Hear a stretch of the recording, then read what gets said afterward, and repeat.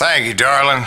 It's interesting how the truth can sometimes seem might malleable, depending upon your point of view. Like how those dime novels make you out to be something you're not? Jack, don't be starting trouble. No, he's right. They do tend to exaggerate. Did they exaggerate your part in taking down the Daltons? Well, I was there in the flesh, boy, so I saw what happened firsthand.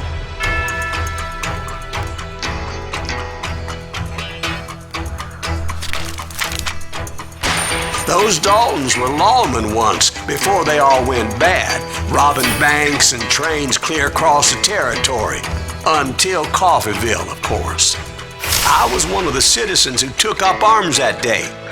Fighting on the side of right? I did my best, sir. We all did. It was early morning. One of my friends was a local gunsmith, and he handed out firearms to anybody who'd take one. You see, the Daltons got it in their heads to rob 2 banks at the same time. 2 banks on the same damn street. Story was Bob Dalton's girl was always writing about how he had no ambition. Well, the locals recognized the Daltons right off. Before they could get away, half the town took up arms to defend their property. Their first mistake was pulling a job in their own damn hometown. Hey, he got us a hero. Put some holes in him!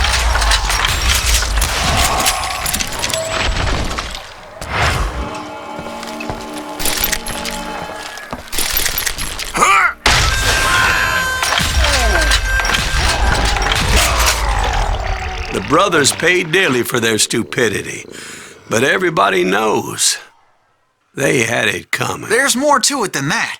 I read all about that day, so I know for a fact that it went down very differently.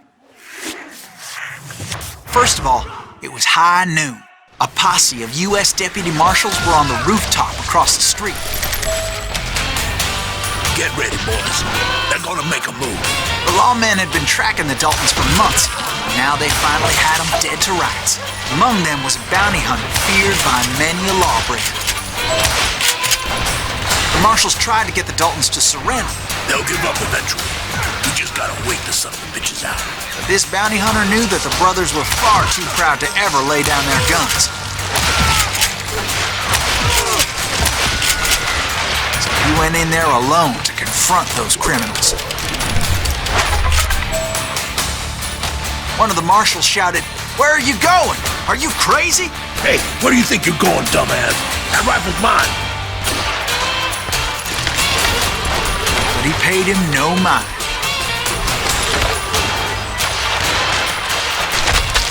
He saw a way to get around to the back of the bank. Then he figured out how to hit the Daltons from a direction they weren't expecting.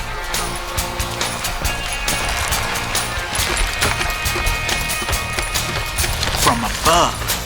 Fortunately, a water tower was right there. A moment later, he was climbing up a steep ladder, laughing at danger as he did. It was brave men like him who risked their lives to tame this wild country.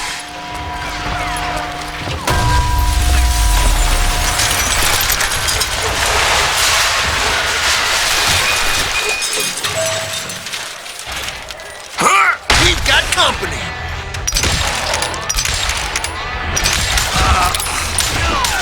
Heroic men like him, who did what other men couldn't or wouldn't to make this country free.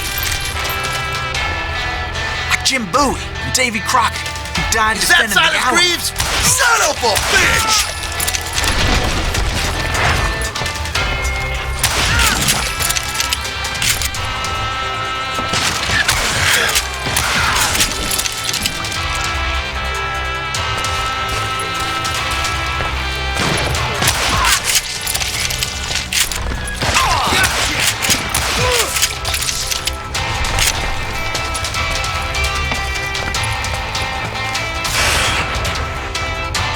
Over there!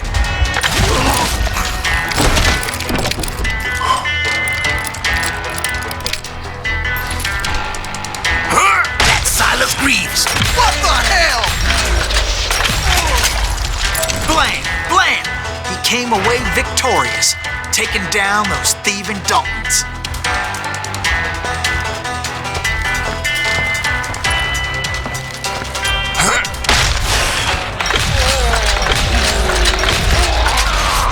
His name was Silas Greaves, and when the dust finally settled, he was the last man standing. Sorry, kid, but that just wasn't the way it happened.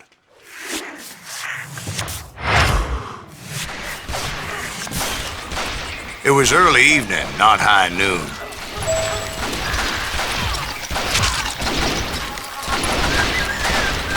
I was late to the party and Coffeyville was already up in arms. The Daltons blew up a safe and were all set to hightail it out of there. Those pathetic deputies surrounding the bank were dropping like flies. Shit for you!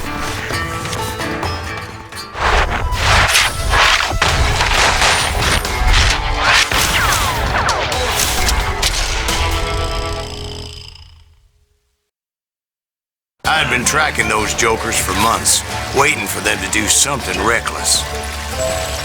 And finally, they did. Those stupid bastards decided to rob 2 banks at the same time in the same town where everybody knew them. But they still had friends in Coffeyville.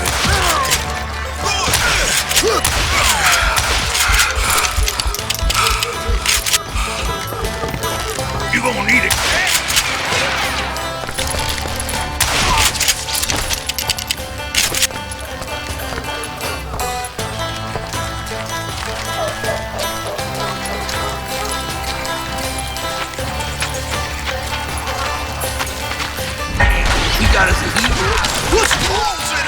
Those friends came after me like a pack of wild dogs, tooth and nail. They were coming at me from all directions.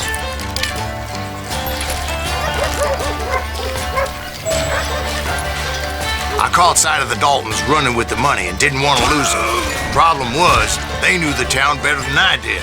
And to top it off, I found myself in the middle of another shootout entirely. Did the Daltons hole up in somebody's house? No, it was the Smiths, I believe. They were cousins of the Daltons, and they were shooting at the Browns, who were shooting at the Daltons, which wasn't any surprise, because those 2 families have been feuding forever. And since the Joneses are related to the Browns, they shot at the Smiths, pissing off the Heimhoffers, whose daughter recently married a Smith. Well, bullets were flying every which way as all the old feuds in Kansas caught fire all at once. There was a hell of a lot of pissed off people in Coffeyville that day. But that's just the way life is sometimes. Shit happens.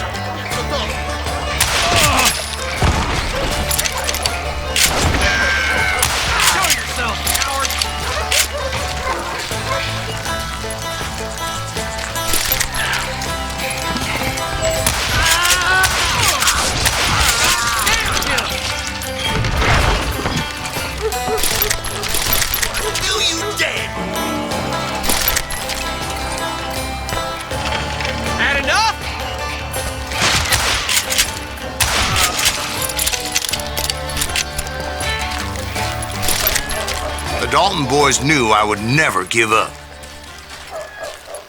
Those Daltons weren't the sharpest knives in the drawer, but they always stood together.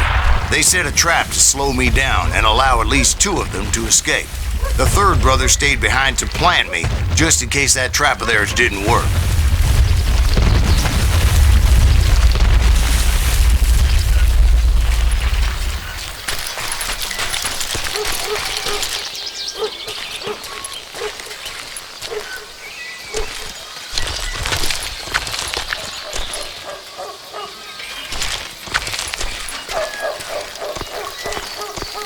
Emmett, the youngest, and he decided to stand his ground and face me down. I ain't afraid of you, Silas Greaves. This is where it ends for you. He was determined to protect his brothers, and I understood how he felt. Taking me on all by his lonesome wasn't exactly a recipe for a long life.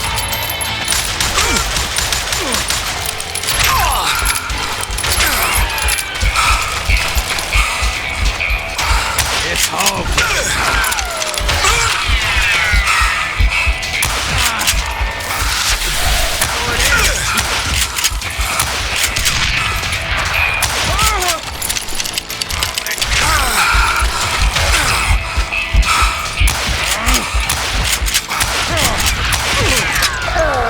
But Emmett Dalton survived the robbery in Coffeyville. He's the only Dalton who did. They say he was shot 23 times. Well, Dwight, who do you think put all those damn holes in him?